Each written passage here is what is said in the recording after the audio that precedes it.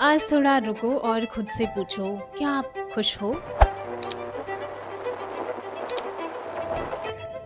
या फिर बस लाइफ कट रही है?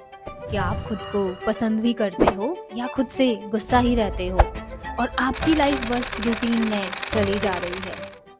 दोस्तों, सेल्फ लव को समझना इसलिए भी ज़रूरी है क्योंकि जब हम 20 से 30 साल बाद पीछे मुड़ के देखें तो हमें रिग्रेट ना हो कि मैंने अपनी पूरी ज़िंदगी अपनी वाइफ, हस्बैंड, पेरेंट्स, इन-लॉज़ और बच्चों के पीछे ही लगा दी बस।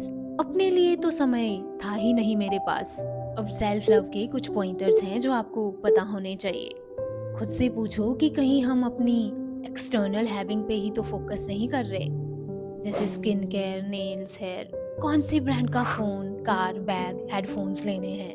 अगर आप अपनी इंटरनल हैविंग्स, जैसे मेरे माइंड में कौन से थॉट्स चल रहे हैं, मैं अभी कौन से स्टेट ऑफ माइंड में हूँ, मैं क्या फील कर रही हूँ, मैंने अपने गोल्स को असेस किया, मैं अपने गोल्स पे कितना फोकस्ड हूँ। अगर आप इन सारी चीज़ों की असेसमेंट नहीं कर रहे हो तो आप सेल्फ लव में बिल्कुल भी नहीं हो। जैसे कोई इंसान अगर ये कहे कि मैं बहुत स्ट्रांग हूँ, मुझे किसी की ज़रूरत नहीं है, मैं ठीक हूँ, बट रात को उन्हें अकेलेपन से डर लगता है। वो अपने अकेलेपन को दूर करने की बजाय सारे काम करते हैं, मूवी देखना, शॉपिंग करना, दोस्तों से गप्पे लड़ाना, बट सेल्फ टॉक करने में और किसी ट्रस्टवर्दी इंसान से सलाह लेने में उनको डर लगता है। तो दोस्तों, ये सेल्फ डिस्ट्रक्शन है, सेल्फ लव नहीं। सेल्फ लव का मतलब यही है कि खुद के दर्द का सामना करो, बिना फोन के, बिना किसी से बात किए, उस मोमेंट में रहो और खुद के थॉट्स को, खुद की फीलिंग्स, इमोशंस को एक्सेप्ट करो। अगर हम सेल्फ लव के नाम पर बस खुद को पैम्पर करते जा रहे हैं, खुद को गिफ्टिंग दे रहे हैं, कंफर्टेबल सिचुएशन में डाल रहे हैं बार बार, then we are practicing self destruction, not self love। दोस्तों, सेल्फ लव में इंस्टेंट पेन मिलता है, प्लेजर तो बहुत टाइम के बाद आता है। सेल्फ लव में आपको डिसिप्लिन प्रैक्टिस करना पड़ता है।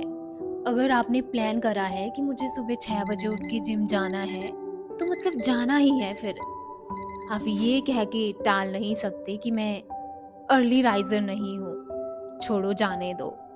दोस्तों, हमें खुद को लिफ्ट करने के साथ साथ दूसरों को भी लिफ्ट करना है।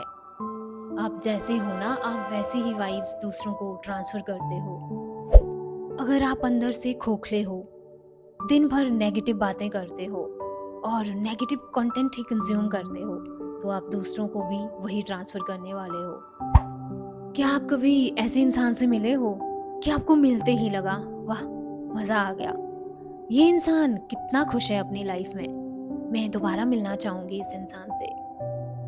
तो उस इंसान ने मेहनत करी है अपनी ऑरा को बनाने के लिए। उसने पता नहीं कितनी बार खुद को अनकंफर्टेबल सिचुएशंस में डाला होगा, अपने फियर्स को ओवरकम किया होगा, अपने थॉट्स को, अपनी फीलिंग्स को एक्सेप्ट किया होगा, और तभी बना है वो करेक्टर।